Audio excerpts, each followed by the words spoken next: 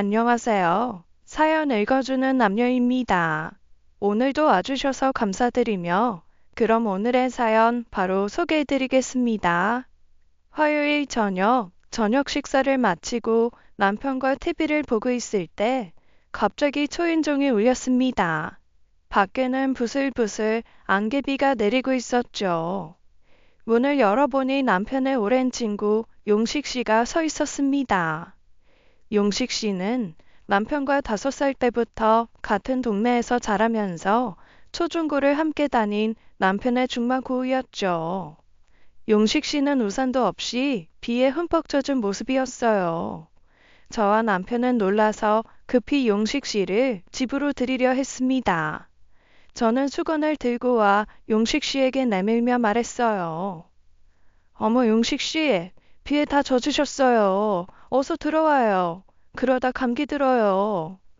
용식 씨는 미안하다며 고개를 숙였습니다. 채주 씨, 미안해요. 이제가 갑자기 찾아와서. 남편은 용식 씨의 얼굴을 보고는 깜짝 놀란 얼굴로 물었어요. 너 무슨 일 있냐? 우산도 없이 다 젖었네. 아니, 뭐하고 서 있어? 빨리 들어오지 않고. 아니야, 가봐야지. 그냥 지나가는 길에 네 얼굴이 보고 싶어서 잠깐 들렸다.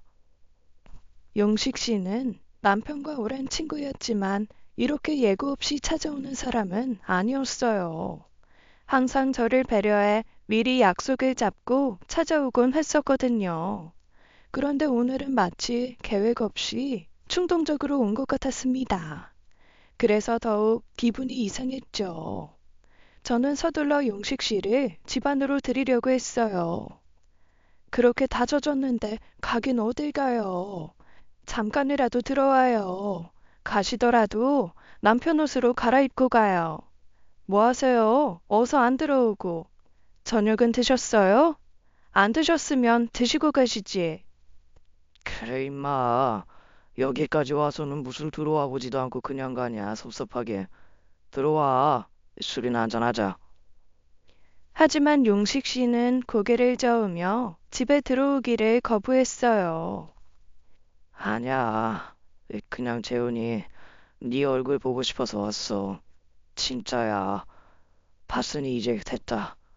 재훈아, 나 가볼게. 용식 씨 옷에서 술 냄새가 은은하게 풍겼습니다. 분명 어디서 술을 마시고 온 듯했죠. 저와 남편은 그가 무슨 일이 있다는 것을 직감했어요. 용식 씨는 4년 전 끔찍한 사고로 아내와 하나뿐인 아들을 잃은 후 시골에서 홀로 지내며 외부와의 교류를 거의 끊고 살았죠.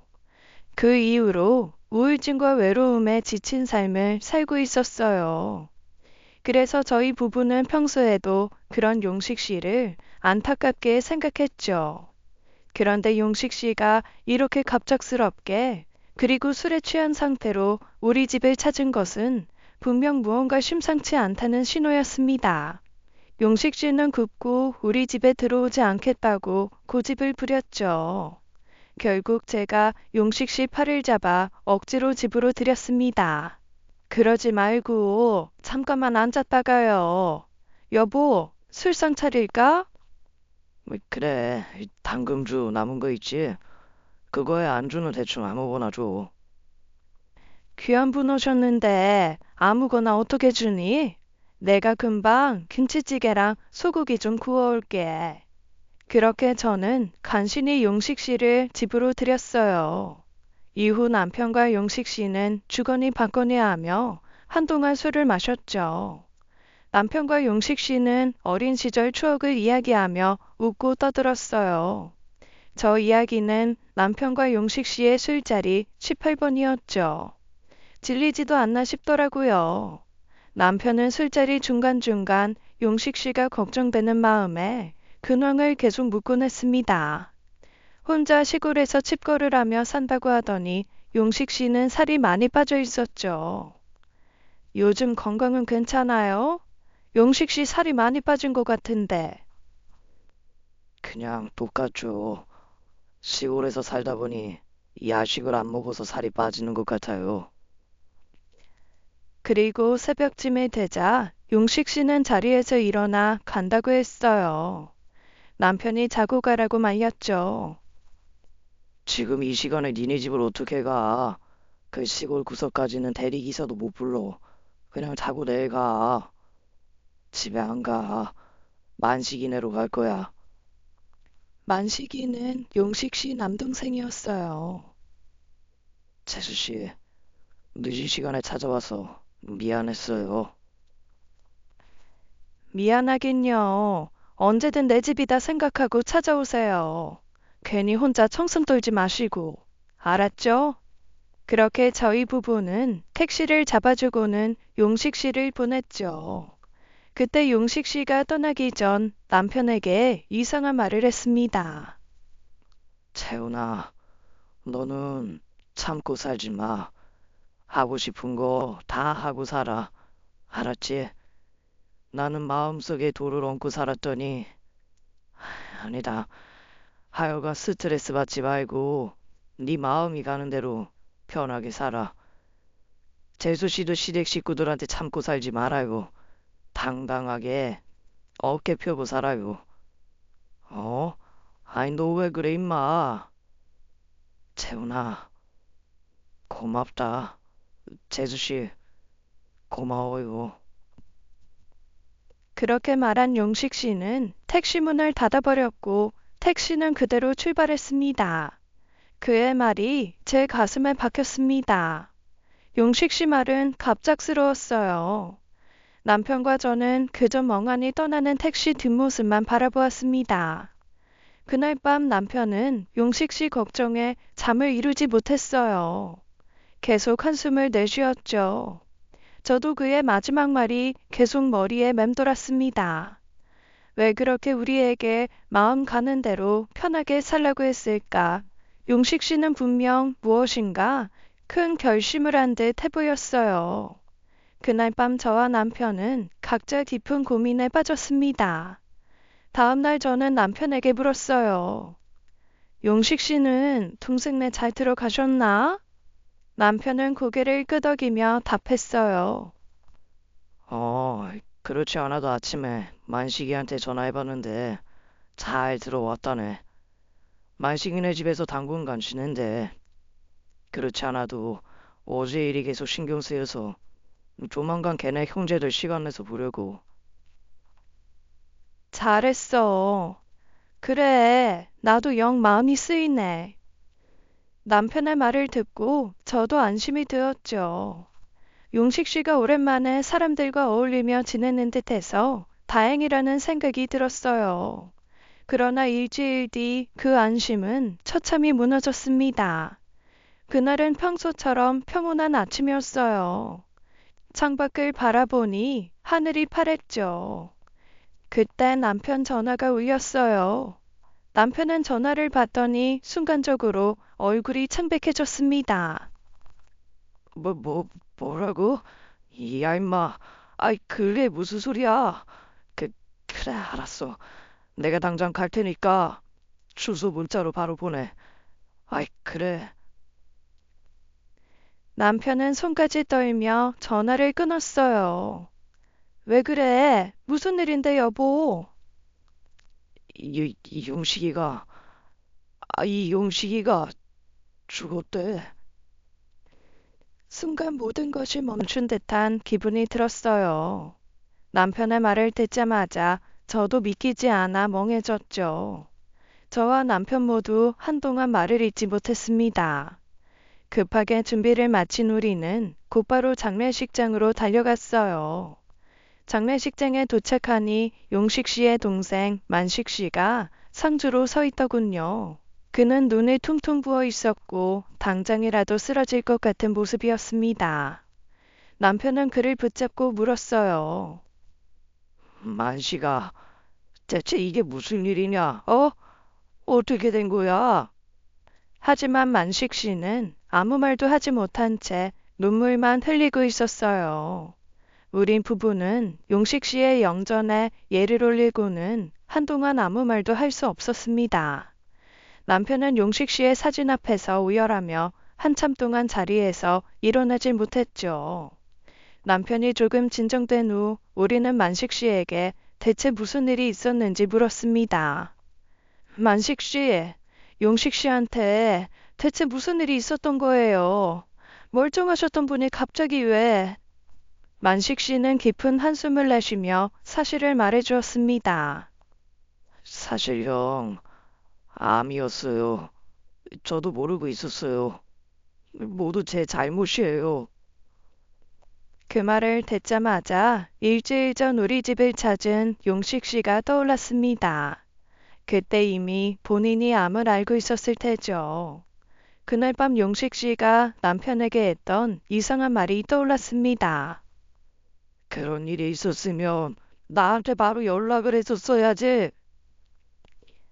그럼 용식 씨는 병원에 계시다가 돌아가신 거예요? 그동안 아무런 소식이 없어서 몰랐는데 대체 왜 연락을 안 하셨어요? 아니, 그런데 어떻게 일주일 만에? 만식 씨는 고개를 저었어요. 그리고는 굵은 눈물 한 방울을 흘렸죠. 형은 병원에 안 갔어요. 형은 자신의 마지막 가는 방법은 자기 스스로 선택하겠다고. 그 말을 들은 순간 가슴이 철렁 내려앉았습니다. 용식 씨는 자신의 죽음을 미리 알고 스스로 마지막을 준비한 것이었죠. 만식 씨는 울면서 그날의 상황을 설명해 주었어요. 저도 형이 암인 거 모르고 있다가 우연히 알게 됐어요. 그래서 병원 가자고 그렇게 설득을 했는데 형이 이제 그만하고 싶다고, 가족들한테 가고 싶다고. 그래서 너무 걱정돼서 제가 형을 잘 지켜보고 있었어요. 그런데 제가 잠시 자리를 비운 사이 형이 집을 나갔어요. 그리고 그날 형이 만식 씨는 말을 끝맺지 못하고 고개를 떨구었어요. 저와 남편은 용식 씨의 마지막이 너무나 허망해 눈물을 참을 수 없었죠. 장례식 내내 남편은 슬픔에 빠진 채 자리를 지켰습니다.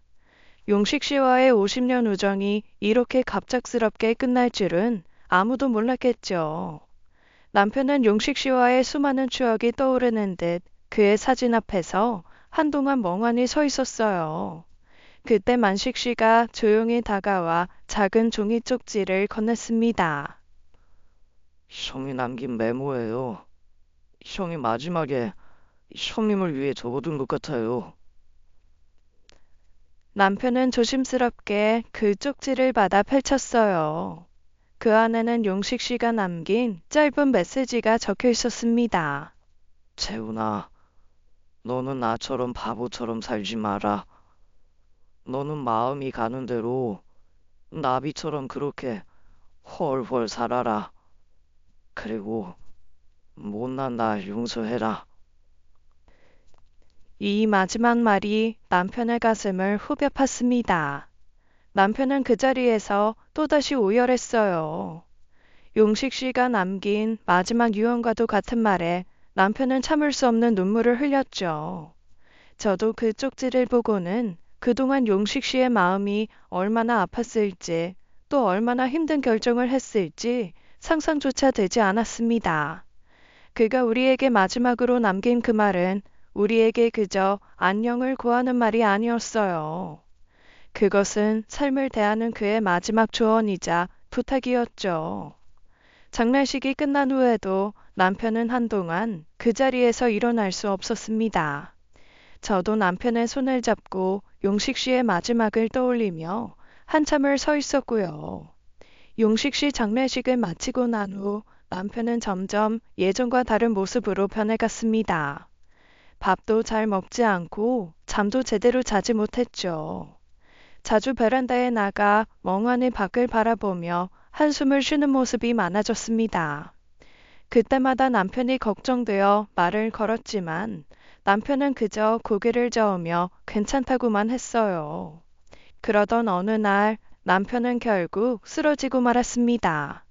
저녁 식사를 준비하던 중이었는데 갑자기 거실에서 쿵 소리가 났어요.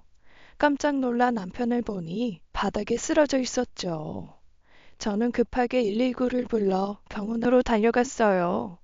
다행히 남편은 금방 깨어났지만 의사는 몇 가지 검사를 해보자고 했습니다. 스트레스나 피로 누적일 수 있지만 뭐 몇 가지 검사를 진행해봐야 정확히 알 수 있습니다. 그렇게 입원을 하고는 몇 가지 검사를 했어요. 며칠 뒤 검사 결과가 나왔어요. 남편은 위암 3기였습니다. 그 소식을 들은 순간 저는 세상이 무너지는 듯한 충격을 받았어요. 수술과 항암 치료를 빠르게 시작해야 합니다. 시간이 중요해요. 남편은 의사의 말을 듣고 나서도 담담하게 말했습니다. 용식이가 그렇게 떠나니 나도 그 친구 따라가는 건가? 저는 그 말을 듣고 깜짝 놀랐어요. 남편의 쉽게 포기하는 듯한 태도가 화가 났습니다. 당신, 그런 소리 하지도 마. 용식 씨는 용식 씨고, 당신은 당신이야. 지금부터는 오직 치료할 생각만 해. 지금 이상한 생각하는 거야? 그런 말 하지 말라고. 남편은 제 말을 듣고는 잠시 침묵하더니 고개를 끄덕였어요. 하지만 남편은 그 속에서도 용식 씨의 마지막 말을 떠올리며 저에게 이야기했어요. 용식이가 마지막에 했던 말, 마음 가는 대로 편하게 살라는 말, 그 말이 계속 생각나. 남편은 잠시 말을 멈추더니 저를 바라보며 미안하다고 말했습니다. 그동안 어머니하고 여동생 때문에 당신한테 너무 많은 스트레스 줘서 미안해. 정말 미안해. 결혼 생활하는 동안 저는 시어머니와 시누이 때문에 많은 고통을 받았었어요. 매년 다양한 사고를 치는 시댁 식구들 때문에요. 하지만 장남인 남편은 언제나 참고 인내하며 그 사고 뒷수습을 해왔었죠. 물론 그 안에서 힘들고 스트레스 받는 건 저였고요.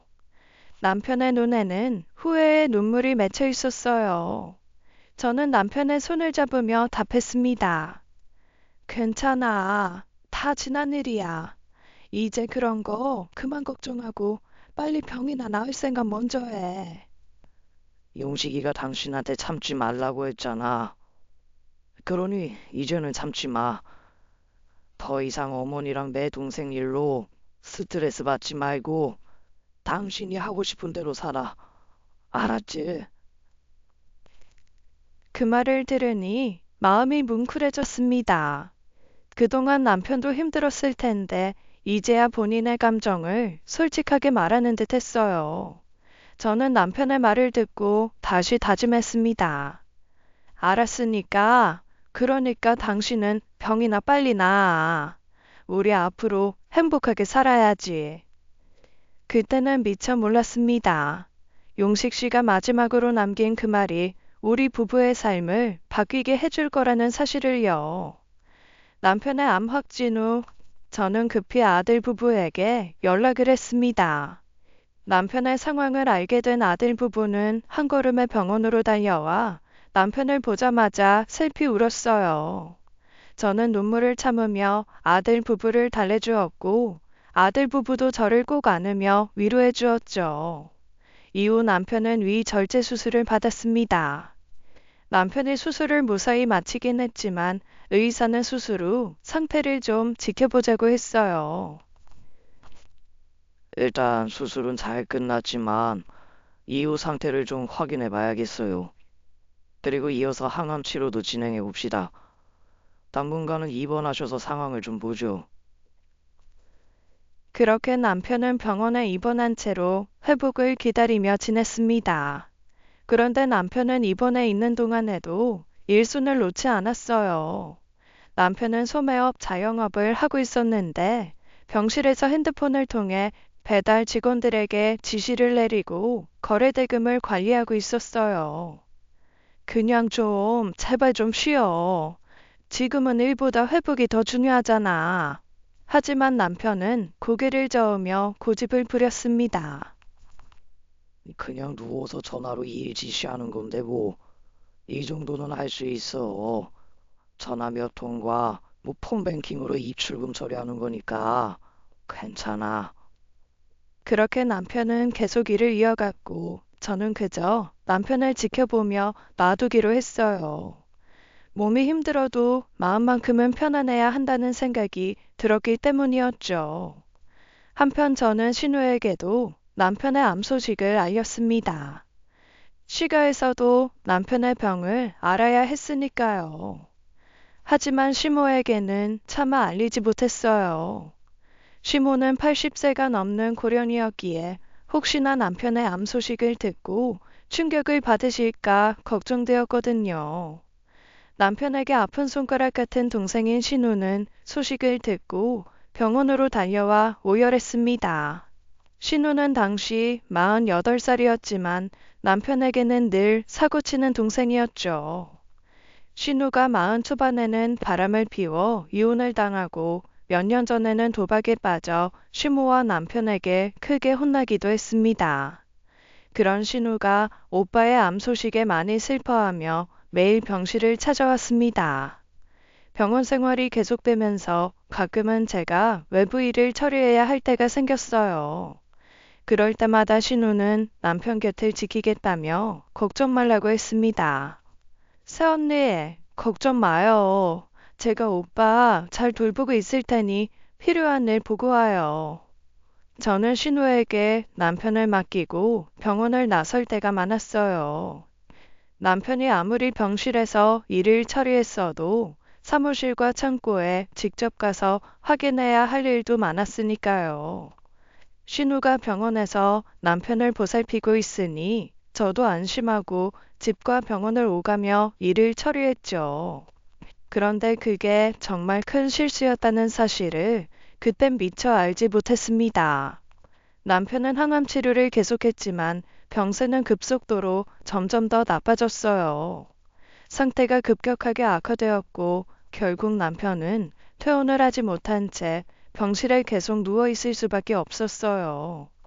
이제는 소매업 일도 처리하지 못해 제가 대신 모든 일을 맡아서 처리했습니다. 그런데 어느 날 남편 거래 통장의 잔액을 확인하던 중 저는 깜짝 놀라고 말았어요. 남편이 소매업을 하고 있었기에 거래 통장에는 언제나 2억 이상의 현금이 있어야 했는데 그 돈이 모두 사라지고 없는 겁니다.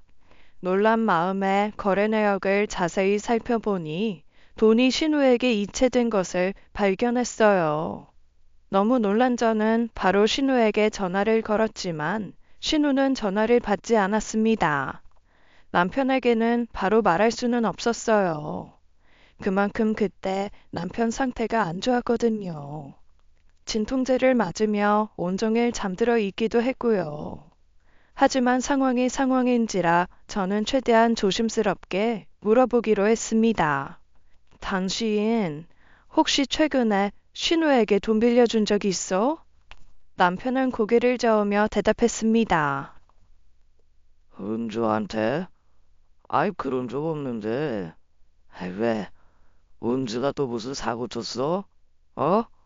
여보, 간호사 좀. 통증이 심해지는 남편이 급하게 간호사를 불러달라고 했어요. 저는 급히 간호사를 호출했고 진통제를 맞은 남편은 이윽고 잠에 들고 말았죠. 저는 속으로 신우가 남편의 돈을 몰래 가져간 게 분명하다는 생각이 들었습니다. 하지만 차마 남편에게 이 사실을 직접 알릴 수 없었어요. 의사가 당분간은 남편에게 절대 스트레스 주지 말고 안정을 취해야 한다고 신신당부했기 때문이었습니다. 특히 전날 항암 치료를 받은 후 남편은 무척 힘들어했어요. 밥도 먹지 못하는 상태였어요. 그런 상황에서 어떻게 말하겠어요. 당신 동생이 당신 암 걸린 틈을 타 당신 돈을 다 빼서 도망갔다고요. 제가 이 사실을 말하면 남편이 받을 충격이 너무 클 것 같았습니다. 저는 혼자서 분노를 사기며 신우에게 계속 전화를 걸었지만 신우는 끝내 전화를 받지 않았어요. 자기 오빠가 이렇게 힘든 상황인데도 신우가 오히려 돈을 들고 도망갔다는 사실이 믿기지 않았습니다. 너무나 괘씸했고 마음속에서 분노가 치밀어 올랐어요. 그런데 한 가지 의문이 생겼습니다. 대체 어떻게 신우가 남편의 통장에서 그렇게 큰 돈을 빼냈는지 도무지 이해가 되지 않았어요. 분명 남편은 철저하게 관리해왔고 통장 비밀번호도 쉽게 알 수 있는 게 아니었기 때문이었어요. 도대체 어떻게 그 돈을 손에 넣었는지 생각할수록 혼란스럽기만 했습니다. 남편에게 이 사실을 말할 수 없었던 저는 결국 아들에게 이 상황을 털어놓았어요. 아들, 고모가 아빠 돈을 몰래 가져간 것 같아. 네? 아빠 돈을 가지고 가다니요. 말 그대로야. 네 고모가 아빠 계좌에 있던 거래대금 2억 훔쳐서 도망갔어. 엄마는 병원에 계속 있어야 하니까 네가 좀 알아봐 줄래? 말도 안 돼. 거보도 진짜 너무하네. 지금 아빠가 저렇게 아픈데 어떻게? 아, 그런데 그 돈은 어떻게 가져갔대요? 그건 나도 잘 모르겠네. 아무튼 그건 아가씨 잡으면 물어보기로 하고 아들, 네가 고모 좀 잡아와봐. 아들은 걱정 말라고 대답했습니다. 엄마, 걱정하지 마세요. 내가 고모 찾아서 해결해 볼게요. 그리고 며칠이 지나갔어요. 저도 속이 바짝바짝 타들어갔어요. 신우가 병원에 더 이상 나타나지 않자 남편이 신우의 안부를 물었습니다. 요즘, 은주가 병원에 안 오네. 무슨 일이 있나? 저는 최대한 자연스럽게 대답했어요. 고모도 개인 일이 있잖아. 매일 병원에 오기 어렵겠지. 당신이 이해해. 남편은 자신의 여동생을 의심스러워했지만 더는 묻지 않았습니다. 혹시라도 이 은줄개가 또 사고 치는 일이 있으면 꼭 나한테 말해. 알았지? 내가 당장 달려가서 혼내줄 테니까. 저는 코에 산소 호흡기까지 끼고는 힘겹게 저를 걱정하는 남편에게 고마웠어요. 하지만 이 순간에도 차마 신우이가 친 사고를 말할 수는 없었습니다. 남편이 전날 심정지까지 오는 사태가 터졌으니까요. 고마워. 근데 당분간은 당신 건강 생각만 하세요. 다른 건 신경 쓰지 않아도 되니까. 그리고 다음 날 드디어 기다리던 아들에게 연락이 왔습니다. 엄마, 나 고모 찾았어. 지금 고모 집 앞에 있어. 저는 순간 안도하면서도 동시에 화가 치밀었습니다. 준호야, 잘 잡고 있어. 알겠어? 그 자리에서 고모 놓치지 말고 기다려. 엄마 꼭 갈게. 남편에게는 볼 일이 있다며 잠시 병원을 비우겠다고 말하고 저는 서둘러 아들이 있는 곳으로 향했습니다. 차를 운전하면서도 머릿속은 복잡했고 분노가 가득 차올랐어요. 그때 문득 용식 씨가 살아생전 제게 했던 말이 떠올랐습니다. 채수 씨, 참고 살지 말아요. 그 말이 지금 이 순간 제 가슴을 울리더군요. 자기 오빠가 암에 걸려 생명을 장담할 수 없는 상황에서 오빠 돈을 몰래 빼내고 도망친 건 절대 용서할 수 없는 일이었어요. 저는 신우를 단단히 혼내주고 법적인 처벌도 받게 할 생각이었죠. 그리고 반드시 남편이 힘겹게 벌어온 그 돈을 다시 받아오기로 결심했습니다. 병원을 나와 아들에게 전화를 걸었더니 아들은 신우가 사는 아파트 앞 놀이터에 있다고 말했습니다. 저는 화가 나서 바로 그곳으로 갔죠. 도착해보니 상황은 이미 난리가 나 있었어요. 신우는 도망가려고 안간힘을 쓰며 소리를 지르고 있었고, 그런 신우의 손목을 아들이 붙잡고 있었습니다. 아들은 키가 180cm가 넘는 큰 체격이었고, 신우는 150cm 조금 넘는 작은 체격이었기에 신우가 아무리 난리를 쳐도 도망갈 수 없었어요. 저는 분노에 찬 상태로 신우에게 다가가 단도직입적으로 물었습니다. 아가씨, 내 남편 돈 빼돌렸어요? 분노에 찬 제 말에 신우는 거짓말을 하며 변명하기 시작했어요. 새언니, 무슨 말을 그렇게 해요? 빼돌린 게 아니야. 오빠한테 잠시 빌린 거예요. 빌렸다고요? 재훈 씨는 아가씨한테 돈 빌려준 적 없다고 하는데요? 아직 허락을 받은 건 아니고, 제가 급해서 먼저 빌리고 오빠한테 나중에 허락받으려고 했어요. 네? 그게 무슨 말이에요? 그건 빌린 게 아니라 몰래 가져간 거죠. 그게 어떻게 빌린 거예요? 지금 오빠가 아파서 말을 못한 거죠. 언니, 왜 나한테 소리를 질러요? 아, 됐고. 그 돈 어떻게 빼갔어요? 당장 말해요. 그냥 했어요. 뭘 그렇게 자세하게 알려고 들어요? 말 안 해요? 그래요, 그럼. 하지 말아요. 경찰한테 설명해요. 지금 경찰 부를 테니까. 그렇게 말하고는 저는 바로 핸드폰을 꺼내 112를 누르기 시작했습니다. 그러자 다급하게 신우가 저를 제지하더군요. 오빠 병간호할 때 봤어요. 뭘 봐요? 오빠가 핸드폰으로 거래처에 대금 입금할 때 은행 비밀번호 누르는 거 뒤에서 유심히 보고 있었어요. 그래서 오빠 진통제 맞고 잠들었을 때 오빠 폰으로 은행 들어가서 제 계좌로 돈 좀 빌린 거예요. 미쳤어요? 그걸 사람들은 빌렸다고 말 안 하고 훔쳤다고 말하는 거예요. 몰래 빼돌리고 훔친 거라고요. 당장 그 돈 내놔요. 진짜 확 경찰에 신고해버리고 싶은데 남편 봐서 참는 거니까 당장 그 돈 내놔요. 아씨, 쓸 데가 있어서 그래요. 나중에 돌려줄게요. 헛소리 말고 당장 돌려놔요. 험한 꼴 보기 전에. 아, 몰라. 나 지금 돈 없어. 나? 너 지금 나한테 반말했니? 그래. 그럼 나도 짧게 말할게. 돈이 왜 없어? 2억을 며칠에 다 썼다고? 그래, 그럼 고소할게. 그렇게 알아. 새언니가 무슨 자격으로 고소를 해?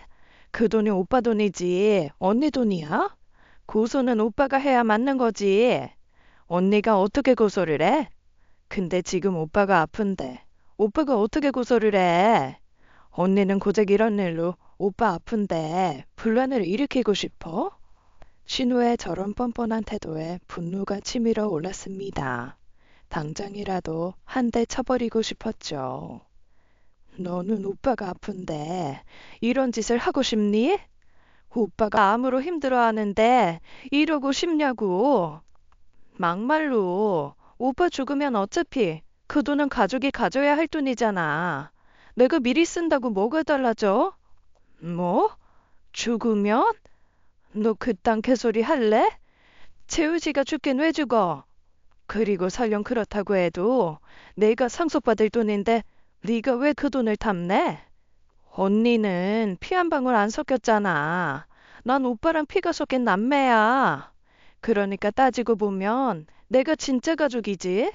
언니는 이혼하면 그냥 남이야. 이 말을 듣는 순간 저는 분노를 참을 수 없었어요. 저 말도 안 되는 개소리를 늘어놓는 신우의 뻔뻔함에 치가 떨렸죠. 자기 오빠가 암에 걸려 힘들어하는 상황에서도 자기 욕심 채우려는 태도가 역겨웠습니다. 결국 저는 참지 못하고 신우의 뺨을 갈겨버렸어요. 어찌나 세게 때렸는지 퍽소리와 함께 신우가 옆으로 날아갔죠. 아, 엄마, 진정하세요. 아, 이렇게 하면 안 돼요. 저는 아들 말도 안 들렸어요. 인내심을 다 끌어와서는 신우를 향해 마지막 경고를 했습니다. 하루야, 내일까지 돈 안 돌려놓으면 고소할 거야. 위임장 써달라고 남편한테 말해서 내가 직접 너 고소하고 교도소 쳐넣을 테니까 그거 싫으면 내일까지 한 푼도 빼먹지 말고 돈 돌려놔. 알았어? 내 남편 동생이라고 그동안 봐줬는데 이제 더 이상 봐주지 않을 거니까. 그 순간 신우가 갑자기 소리를 질렀어요. 사람 살려! 도둑이야! 이 도둑들이 대낮에 사람 때려요. 사람 살려. 뭐? 도둑? 이 개 같은 것이.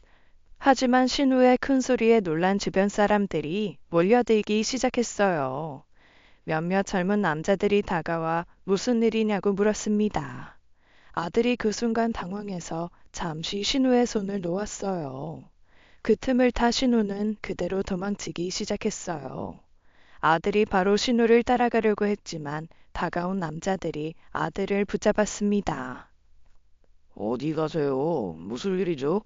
왜 이렇게 난리인데요? 아들은 그 남자들에게 상황을 설명하려다 그만 신우를 놓쳤어요. 저도 뒤따라가려 했지만 저는 달리기를 워낙 못하는 사람이었답니다. 신우는 이미 멀리 도망가 버렸죠. 족제비 같은 것이 진짜 재빠르더라고요. 총각들, 저 여자가 내 신우이야. 근데 전현이 내 남편 돈을 몰래 훔쳐서 혼내주고 있던 거야. 우리 도둑 그런 거 아니고 가족 문제인데 오해가 있었어요. 미안해요. 젊은 남자들은 제 설명에 미안하다는 표정을 짓더니 저와 아들에게 고개 숙여 사과하고 자리를 떠났어요. 엄마, 미안해요. 꽉 잡고 있었어야 했는데, 내가 놓쳐서. 어쩔 수 없지. 네 잘못은 아니야. 괜찮아. 이제 그냥 내일까지 기다려보고 돈 안 돌려놓으면 어쩔 수 없이 아빠한테 말해서 네 고모 그냥 고소하려고. 아휴, 더 이상 방법이 없었어요. 시간이 더 지체되면 신우가 돈을 다 써버릴지도 몰랐으니까요. 일단 저는 병원으로 돌아갔어요. 남편이 걱정되었으니까요. 가는 길에도 저는 신우에게 계속 전화를 걸었지만 신우는 전화를 받지 않았습니다. 아주 이를 바득바득 깔며 병원으로 왔죠. 병원에 돌아와 남편을 보니 상태가 더욱 안 좋아진 듯 보였습니다. 진통제를 맞고 여전히 잠들어 있었어요. 남편은 식사도 못하고 힘없이 누워만 있었습니다. 순간 한숨과 함께 눈물이 났죠. 자기 오빠가 지금 이러고 있는데 동생이란 작자는 어떻게 저럴 수 있을까 싶었습니다. 그리고 신우에게 경고한 다음 날이 되었어요. 그런데 갑자기 시모에게서 전화가 왔습니다. 예, 준호애미야. 재훈이가 암이라니 이게 무슨 말이냐? 신우가 나름 잔머리를 굴린 거죠. 남편의 암을 시모에게 말한 거였습니다. 저는 놀란 시모를 달래며 상황을 최대한 차분하게 설명하려 했어요. 어머님, 재훈 씨 지금 병원에 입원 중이에요. 항암 중에 있고요. 곧 이겨낼 수 있다고 하니까 너무 걱정 마세요. 그건 네 생각이니? 난 의사 양반한테 직접 들어야겠다. 거기가 어디냐? 시모는 병원을 찾아오겠다고 하더군요. 모르시면 몰랐지 시모까지 아셨으니 막을 수는 없었어요. 엄마가 아픈 아들을 보겠다는데요. 결국 저는 아들에게 연락해 할머니를 병원으로 모셔오라고 했습니다. 그리고 병원에 도착한 시모는 곧장 남편의 병실로 들어왔어요. 시모는 아들의 손을 잡고 눈물을 흘리며 말했습니다. 이게 무슨 일이냐? 재훈아, 네가 어떻게 이럴 수가 있어? 이게 무슨 일이야? 남편은 힘없이 누워있다가 시모의 목소리를 듣고는 간신히 입을 열어 자기 엄마를 위로했어요. 엄마, 나 괜찮아지고 있어. 너무 걱정하지 마슈. 그래, 그래야지. 네가 나보다 먼저 가는 게 말이 되니? 그리고는 시모는 한동안 남편 손을 잡고는 그 자리에 앉아 있었습니다. 그때 시모가 갑자기 무언가 생각났다며 놀라운 이야기를 꺼냈어요. 참, 준호애미야. 내가 오늘 아침 운주한테 이야기 들었다. 네? 무슨 이야기요? 아가씨가 무슨 말 해요? 은주가 재훈이한테 2억을 빌렸는데 그걸 준호애미 네가 알고 단단히 화가 나서 은주를 고소한다고 뭐 어쩐다고 그랬다는데. 애미야, 그 말이 사실이냐? 순간 여우 같은 신우가 교묘하게 심호를 조정하고 있구나 싶었어요. 일단 남편이 스트레스 안 받게 제 선에서 처리하려고 했는데 심호 덕분에 남편도 알게 되었습니다. 통증과 메스꺼움 때문에 인상을 쓰고 눈을 감고 있던 남편은 심호의 말에 얼굴을 일그러뜨리며 저를 바라보았어요. 저는 서둘러 심호에게 남편이 안정이 필요하니 나중에 이야기하자고 말했죠. 어머니, 지금 준호 아빠 상태 많이 안 좋아요. 의사가 절대적으로 안정 취해야 한다고 그랬어요. 그런 말씀은 나중에 하세요. 하지만 시모는 멈추지 않았습니다. 준호애미야, 은주개가 사정이 있어서 그런 거야. 겨우 2억 가지고. 어머니, 그만하시라고요. 남편은 시모의 그 말을 듣고 충격에 빠졌습니다. 고개를 돌려 저를 바라보며 물었어요. 이게 도대체 무슨 말이야? 2억이라니. 내가 은주한테 2억을 빌려주었다는 게 대체 무슨 말이야? 저는 결국 남편에게 사실을 설명해야만 했습니다. 사실 아가씨가 당신 몰래 당신 계좌에서 2억 빼갔어. 나도 알자마자 당신한테 말하려고 했는데 그날 당신 심정지 와서 차마 말 못했어. 그 이후에도 당신 잘못될까봐 무서워서 말 못하고 내 손에서 해결하고 있었어. 남편은 크게 분노하며 침대에서 몸을 일으키려 했습니다. 이 은주개가 도대체 제정신이야? 나도 모르게 어떻게 내 통장에서 돈을 빼가? 그게 무슨 짓이야? 아유, 어떻게 그럴 수가 있어? 남편의 분노가 커지는 걸 보며 저는 남편을 진정시키려고 했습니다. 여보, 진정해. 의사가 그랬잖아. 절대적으로 안정 취하지 않으면 또 코마 상태에 빠진다고. 내가 아가씨하고 연락해서 돈 돌려받을 테니까 일단 마음 가라앉히고 있어. 지금은 돈보다 당신 건강이 더 중요하다고. 남편을 겨우 진정시킨 후 저는 시모를 대기실로 데리고 나왔습니다. 어머니, 재우 씨 지금 상태가 많이 안 좋아요. 암뿐만 아니라 지금 심장에도 문제 생겨서 솔직히 하루하루가 위태롭다고요. 지금 돈 이야기를 굳이 여기에서 꺼내셨어야 돼요? 어머님한테는 아가씨만 자식이에요? 암 걸린 아들한테 그게 할 말이냐고요? 아가씨한테 무슨 말을 들었는지 모르겠지만 아가씨 말 듣지 마세요. 그리고 아가씨 일은 이제 제가 알아서 해결할 테니 더 이상 재훈 씨한테 이런 얘기 하지 마세요. 미안하다.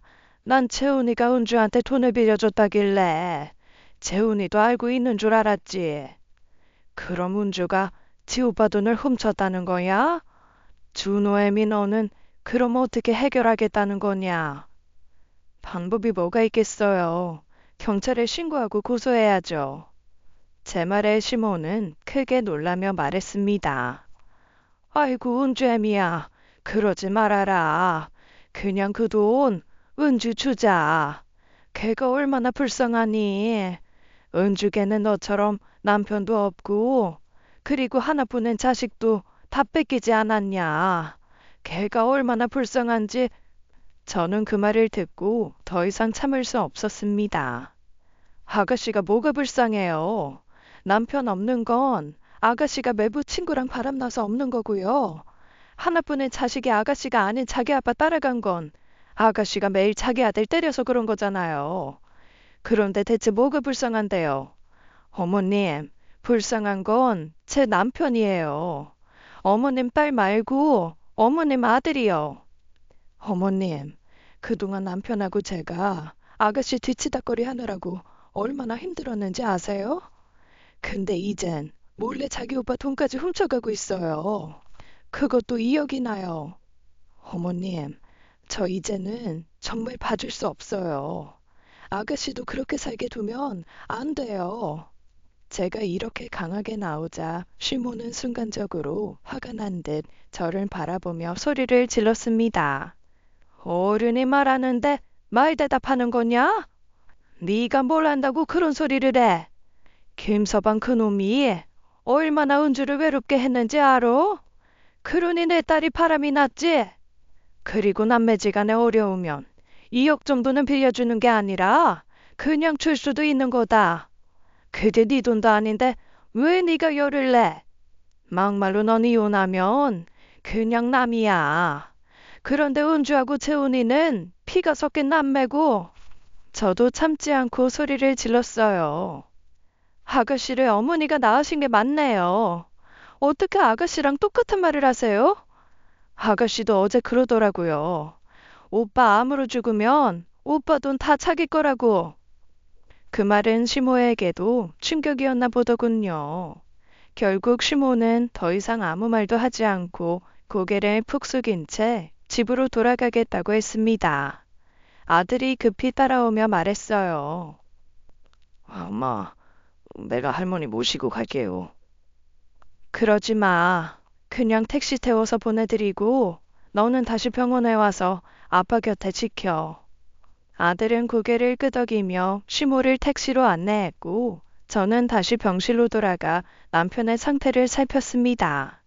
병실로 돌아오니 남편은 여전히 화가 가라앉지 않은 상태였어요. 남편은 신우에게 전화를 했지만 받지 않는다고 그러더군요. 이것이 내 전화를 안 받네. 당신 어머니랑 병실 나가고 지금까지 계속 전화했는데 안 받아. 저는 한숨을 쉬며 대답했습니다. 내 전화도 안 받아. 남편은 점점 더 분노하며 말했습니다. 그냥 경찰에 신고해. 더 봐줄 수 없어. 그런 건 내가 처리할게. 당신은 스트레스 받지 말고 흥분도 하지 말고 항암 치료에 집중해. 아, 그런데 대체 걔가 내 계좌에서 어떻게 돈을 빼간 거야? 내가 방금 핸드폰으로 은행 어플에 들어가니 정말 거래대금 다 가져갔던데. 당신이 일 처리하고 있을 때 당신 뒤에서 몰래 보고 있었대. 그때 은행 비밀번호 같은 거 다 알아냈대. 도둑이 따로 없네. 나 이제 더는 은주 걔랑 볼 일 없어. 완전히 영 끊을 거야. 그 돈 하나 죽으면 당신이 먹고 살 돈이야. 그걸 그렇게 몰래 훔쳐가? 못한 것. 남편의 말에 저는 눈물이 나올 뻔했지만 최대한 담담하게 말했습니다. 당신 절대 안 죽어.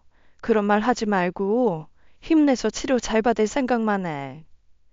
하지만 남편은 신우를 경찰에 꼭 신고하겠다고 고집을 부렸어요. 저는 남편의 건강을 위해 이렇게 말했습니다.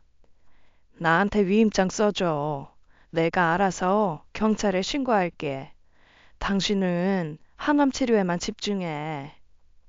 남편은 잠시 저를 바라보더니 고개를 끄덕였습니다. 남편의 위임을 받아 저는 신우를 정식으로 고소했어요. 경찰서에서 고소장을 작성하고 나서 신우에게 바로 문자를 보냈죠. 네가 어머님한테 다 말해서 이제 네 오빠도 다 알아. 이런 걸 제 꾀에 지가 넘어간다. 이런 건가?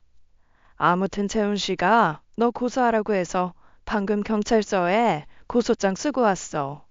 지금이라도 돈 돌려놓으면 고소는 취하할 수 있어. 어떻게 할까? 그동안 제가 걸었던 전화와 문자들은 모두 무시하더니 고소했다고 문자를 보내자마자 신우에게서 전화가 바로 걸려왔습니다. 신우는 전화가 연결되자마자 화가 잔뜩 난 목소리로 말했어요. 새언니, 미쳤어요? 어떻게 가족끼리 이런 일로 고소까지 해요? 그거 돈 빌린 거라고요.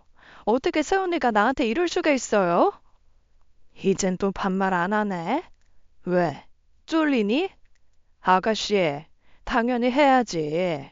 가족이 아픈데 자기 오빠가 생사의 갈림길에 있는데 아가씨가 한 짓이 뭔지 잘 생각해봐. 그게 얼마나 잘못된 일인지 생각도 안 해봤어? 나도 사정이 있었어요. 진짜 궁지에 몰린 것처럼 돈 쓸 곳이 필요해서 그런 거라고요. 그래서 어쩌라고요. 사정 있으면 다들 남의 돈 훔쳐도 되는 거야? 그런 거야? 더 이상은 안 돼. 그러자 신우의 목소리가 갑자기 약해졌습니다. 제발요, 언니. 한 번만 봐줘요. 제발 좀 살려줘요.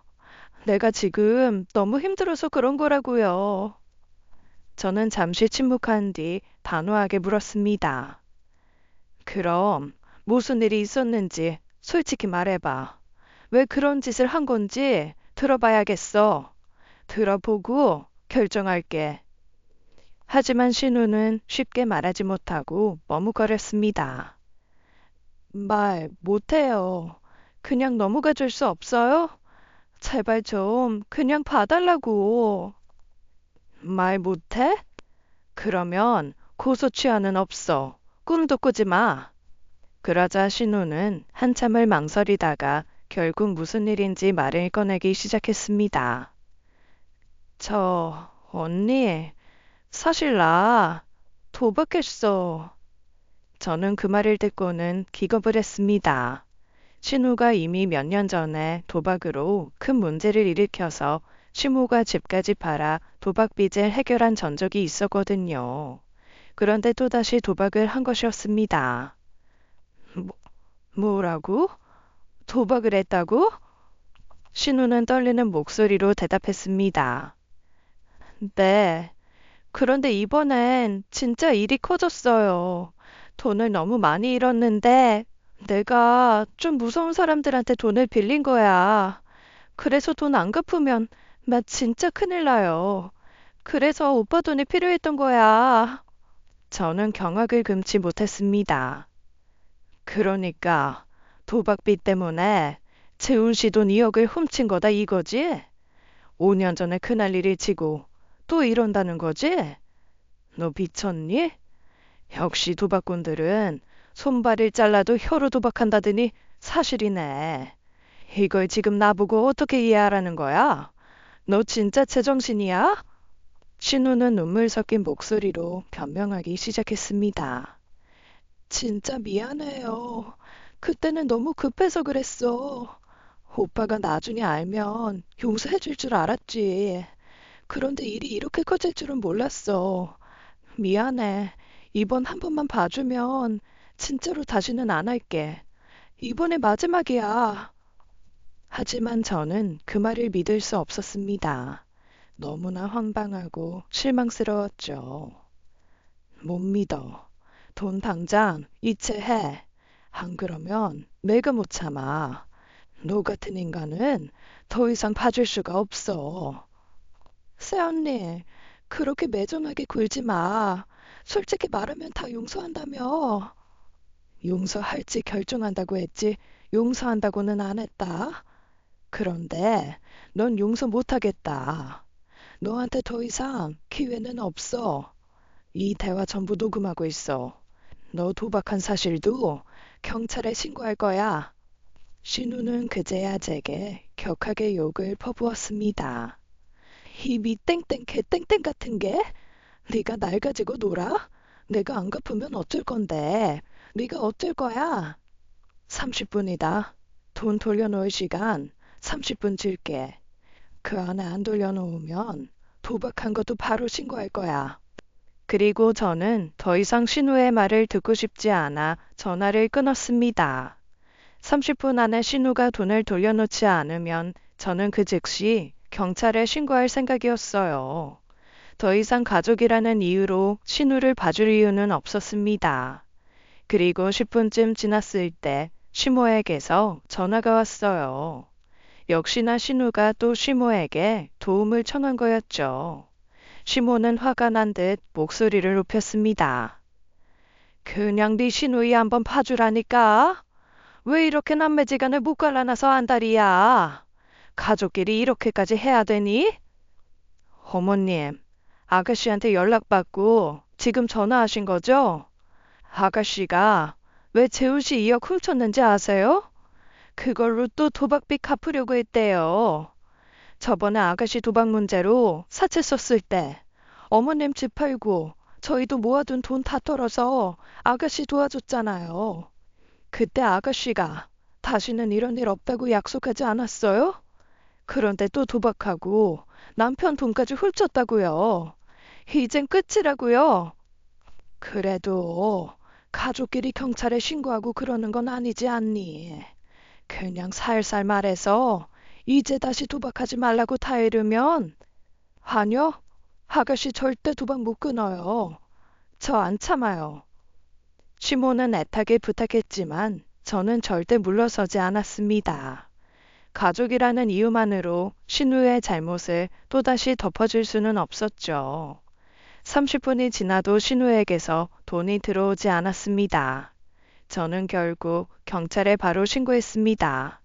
상습 도박과 남편 돈을 훔쳐 도망간 것까지 모두 고소했어요. 경찰은 조사를 진행하겠다고 했습니다. 3일 후 경찰에게서 신우를 잡았다는 연락이 왔어요. 경찰은 제가 신우와 통화했던 기록을 바탕으로 기지국 위치를 추적해 도박장을 찾아냈다고 하더군요. 신우는 결국 상습 도박 혐의로 체포되었고 재판에서 실형을 선고받았습니다. 다행히 경찰이 신우 집을 수색하면서 현금 1억 7천만 원을 찾아냈어요. 그 돈은 저희에게 돌려주었고 남편도 그나마 마음의 짐을 조금 덜 수 있었죠. 이후 남편의 상태도 다행히 점점 호전되었습니다. 항암 치료가 잘 진행됐고 상태가 좋아졌어요. 그리고 신우 사건이 벌써 3년이나 지났네요. 지금 남편은 3년째 전이 없이 건강을 유지하고 있습니다.